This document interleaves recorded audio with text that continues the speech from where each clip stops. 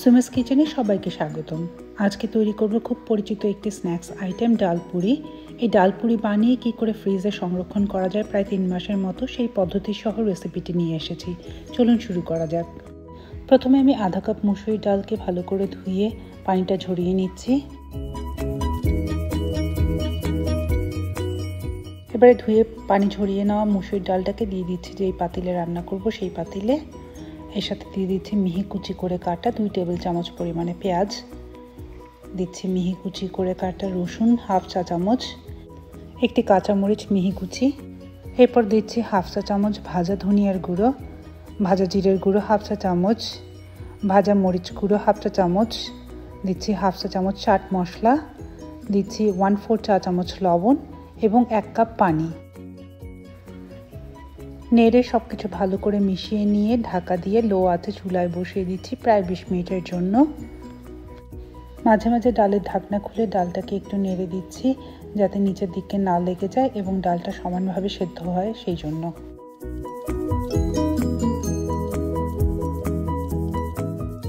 এখানে আমার ডালগুলো খুব ভালোভাবে সেদ্ধ হয়ে গেছে এবং পানিটাও শুকিয়ে গেছে।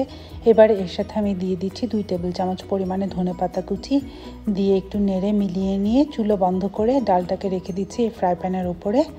এতে করে গরমে বাকি যেই পানিটা থাকে সেই পানিটাও শুকিয়ে আসবে এবং ডালটা ঝরঝরে হয়ে যাবে। এবারে ঠান্ডা রান্না করা ডালগুলোকে একটি বাটির মধ্যে নিয়ে নিচ্ছি।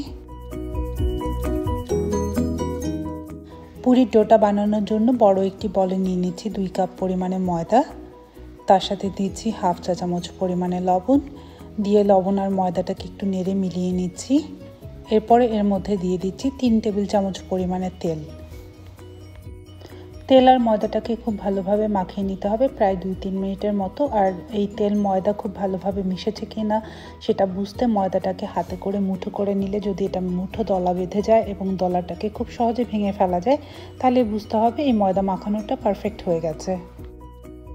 এবারে ময়দার সাথে দিয়ে দিচ্ছি 3/4 কাপ পানি। পানিটা আমি আস্তে আস্তে অল্প অল্প করে দিচ্ছি এবং অল্প অল্প করে দিয়ে এটাকে একটি নরম ডো বানিয়ে নিচ্ছি।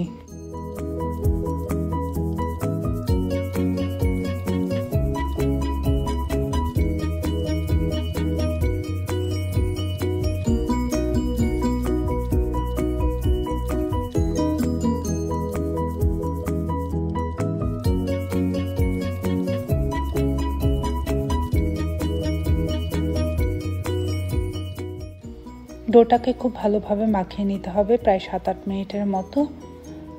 7-8 মিনিট মাখানোর পরে ডোটা খুব নরম হয়ে আসবে। এরপরে ডোটাকে একটা বাটিতে নিয়ে ঢাকা দিয়ে রেখে দিচ্ছি প্রায় 10 মিনিটের জন্য।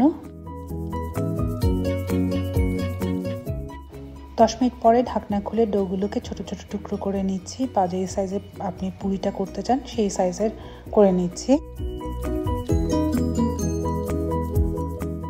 এবারে ছোট ছোট ডোয়ের টুকরোগুলোকে 2 হাতের তালুতে নিয়ে ঘুরিয়ে ঘুরিয়ে গোল করে নিচ্ছি।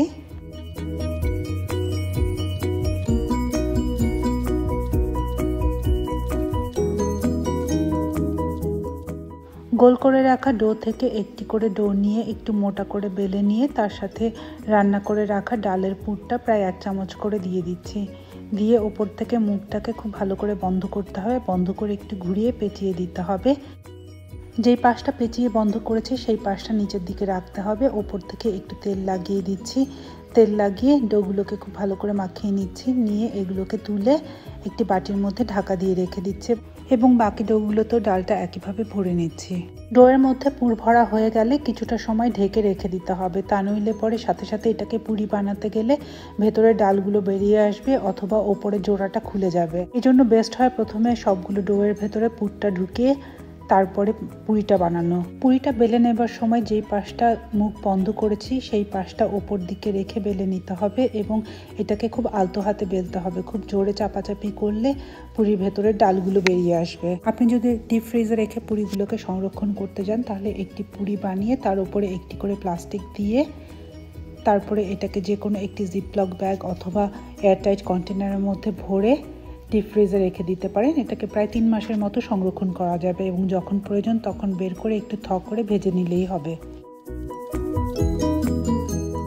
এবারে আমি কিছু পুরি ভেজে নিচ্ছি, এই জন্য পরিমাণ মতো তেল দিয়ে দিচ্ছি।